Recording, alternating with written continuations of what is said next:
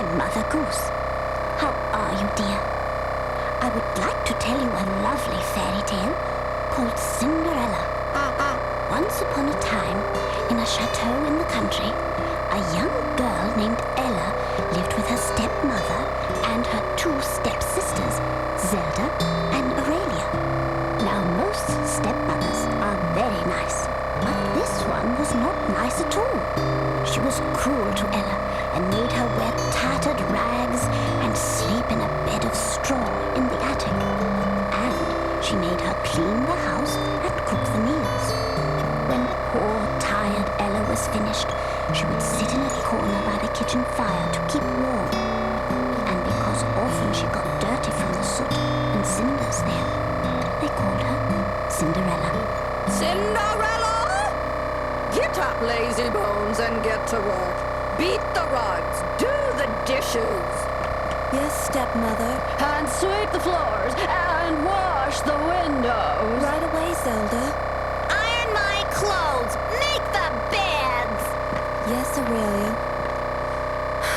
Oh, why are they so mean to me? It only takes a minute to say something kind. Oh, well. The beds are waiting. Now the king of the land had an only son who was just the right age to marry. But father, why do I have to get married so soon? Can't I at least wait until I fall in love? Nonsense! Why wait, my boy? You aren't getting any younger, you know. So that a suitable bride could be found for his son, the king decided to hold a royal ball. Now a ball is a great party where everyone wears their best clothes. There would be dancing and plenty of food. All right then. I suppose if you're doing this for me, I should be there. So, when are you planning this great event? Why, I've been planning this for weeks, my boy. Now go get ready. The ball is tonight. Tonight? Oh, father! Nigel, the king's messenger, delivered the invitations all across the land. His last stop was the chateau. Invitation from the king! Invitation from the king! Cinderella was sweeping the floor when the invitation arrived. The stepsisters pushed and shoved their way to the front door. Give it to me, it's mine. But I want it, give it to me! I'm the oldest. The two girls grabbed the invitation from Nigel and tugged and pulled on it until the invitation tore in half. Give me the invitation. All right, Mother. The stepmother put the two pieces together and read the invitation out loud. It said that the ball was to be held that night at the king's castle, and all eligible young ladies were encouraged to attend. Yes, the prince is looking for a bride. A bride?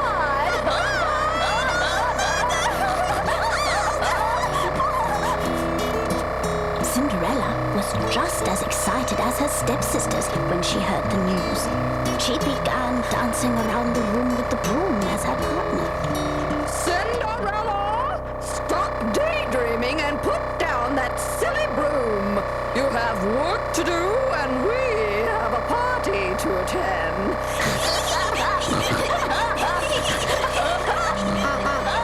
Cinderella's stepmother and stepsisters kept her so busy getting them ready that she didn't have time to think about herself. She filled their tubs with bathwater, did their hair, then pressed their dresses. Then she hurried to her room in the attic and searched desperately for something she could wear to the ball. Cinderella! Cinderella! Come down here at once. We're ready to leave. Cinderella grabbed an old dress and held it tightly in her hands as she raced downstairs. Oh, come now, Cinderella. You don't expect to go to the ball, do you? Look at your clothes. They're nothing but rags. You'd be an embarrassment to the prince. Cinderella's stepmother and stepsisters laughed and laughed and laughed at the idea of Cinderella going to the ball. Cinderella at the ball.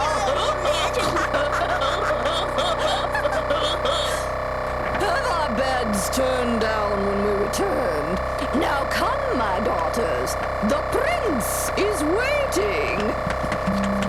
They closed the door behind them, leaving Cinderella alone in the quiet house. Cinderella ran to her corner in the kitchen and cried and cried.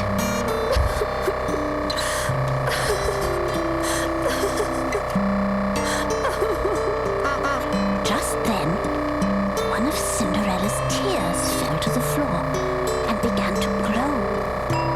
The light grew bigger and brighter until the light changed into a shape, and the shape became a little old woman.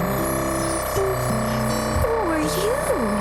Why, I am your fairy godmother, child, and ever since your father died, I've been watching over you. Really? A fairy godmother. Cinderella told her how she had been so busy getting her stepsisters ready for the ball. And you want to go too now, don't you, dear? Oh, anybody would. All right then, come along, we have work to do. The fairy godmother took Cinderella by the hand and led her into the garden. Let's make a little magic. How does the magic start? You make a little wish. Make it with your heart. Let's find some common things. And with some words we say, we'll turn them into dreams come true on this your magic day. What will we do for a carriage? Why, that pumpkin there will do just fine. Can it get me to the ball by 9? With magic, you'll be there just on time. What will you use for the horses? 6 mice will be horses, just like that. And the footman and coachman And tails and hats? I've got it. 2 white rats. Now hurry up, Cinderella, and gather all those things for me. Now, what did I do with my wand? I have it here somewhere. Cinderella did as her fairy godmother asked and gathered up the pumpkin and the 6 mice while her fairy godmother searched and searched for her wand. She finally found it in her pocket. Oh, why, there it is. Silly me. Oh, my goodness. Now, I'll wave my wand and... As the fairy godmother waved her wand, everything glowed with a radiant, magical light. The pumpkin became a golden coach. The mice became 6 gray, prancing horses. And the rats became the coachman and the footman. Is it time to go? Well, it won't be long. At the ball, this dress will be all wrong. Oh dear, what will she do? Then we'll turn that dress into a gown. And on your head you'll wear a crown. And on your feet glass slippers will be found. As we make a little magic. Oh, I love being a fairy godmother. Oh. With a little magic, Cinderella was ready for the ball. She now wore a beautiful gown, and on her feet were 2 glass slippers. Now hurry on with you. The prince is waiting. The footman held open the carriage door, and Cinderella stepped inside.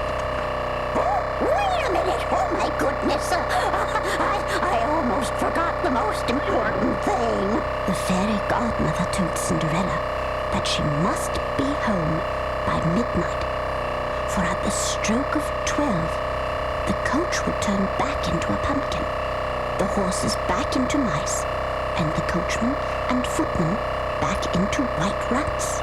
I'll remember, Godmother, and thank you. The coachman gave the signal to the horses, and the coach took off towards the castle. At the castle, the king was having a wonderful time wasn't having any fun at all. I'm not having any fun at all. And suddenly, a hush came over the ballroom.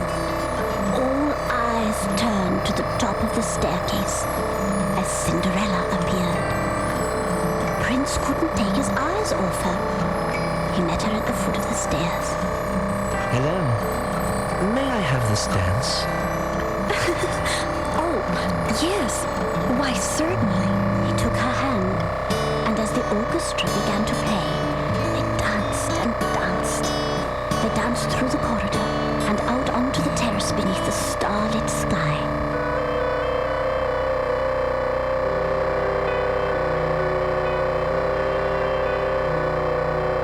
Let's make a little magic. How did this magic start? You make a little wish. Make it with your heart. If I had just one wish, On such a magic day, that wish would be that magically I'd steal your heart away.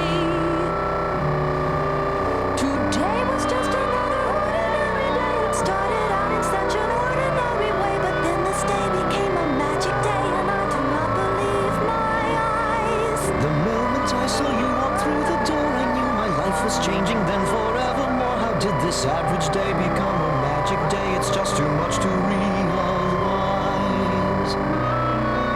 Let's make a little magic. I feel the magic start.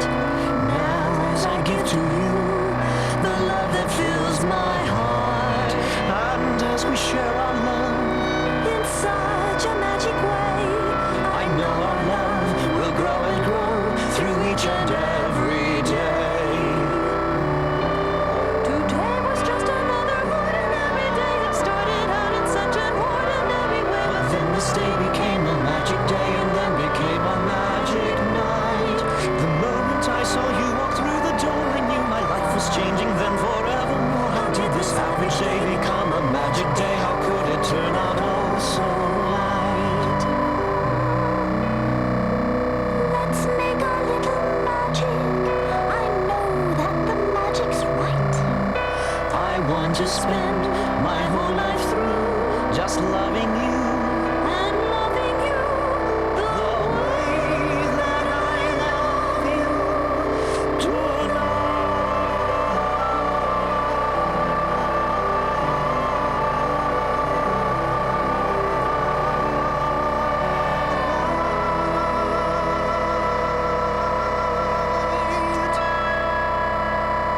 Cinderella and the prince were together all night long. The prince showed not a bit of interest in anyone else. Cinderella's stepsisters were very jealous. Who is that girl? How rude of her to dance with the prince all night long! Who does she think she is, anyway? It was almost 12 o'clock, but Cinderella hadn't noticed the time until she heard the bell in the clock tower. Oh my goodness! Your Highness, I have to go. What? Oh, goodbye, Your Highness! But wait, I don't even know your name. Cinderella gave the prince a last fond look, then hurried away down the long corridor to the ballroom, then down the outside staircase. The prince ran after her. Cinderella ran so quickly that she stumbled and lost one of her glass slippers on the stairs. The clock struck 10. Oh, fairy godmother! No! Without stopping for her slipper, she ran faster and faster to her waiting coach. 11. She climbed in the coach and off it went. Hurry! Hurry! 12. But it was too late. The coach turned back into a pumpkin, and the mice and rats scurried away into the darkness. Cinderella found herself on the ground in her tattered rags, and she ran off into the night. When the prince reached the top of the stairs, he saw the glass slipper. He stopped, picked it up, then held it close to his heart. She's gone. I must find her. I must! As Cinderella ran home, she held tight to the remaining glass slipper. Her godmother had let her keep it to remember her wonderful evening with the prince. She reached the chateau just minutes before her stepmother and stepsisters. She hid the glass slipper in her pocket and ran to her corner near the fire just as they walked in the door. The two stepsisters and stepmother went off to bed, and Cinderella climbed the stairs to the attic, smiling and humming. No one other than the prince was more in love that night. The next day, the prince gave Nigel the glass slipper and sent him out into the kingdom to find the girl whose foot would fit it. The slipper was so dainty that it fit none of the young ladies he tried it on. No, it doesn't fit you. Nor you. I'm sorry, you're not the one either. Oh dear, poor Nigel searched the countryside, and his last stop and last hope was the chateau. Cinderella answered the door. A proclamation from the king. Whichever young lady shall try this slipper upon her foot and have it fit thereon shall rightfully be acclaimed the prince's true love. And here's the best part. She shall then become his bride. What? What's that about, bride? Oh, out of my way, Cinderella, out of my way! I'm coming too! The stepsisters pushed Cinderella out of the way. Me first! Me first! Oh, me first! My feet are the smallest! No! Try the slipper on me! I'm the oldest. Nigel entered the chateau with the glass slipper. He tried the slipper on Zelda first. Hush, Zelda. Whatever you do, get that slipper to fit. I'm trying, Mother! But Zelda's foot was just too big. May I try the second daughter, please? Aurelia's foot was much too fat. Push, Aurelia. Push.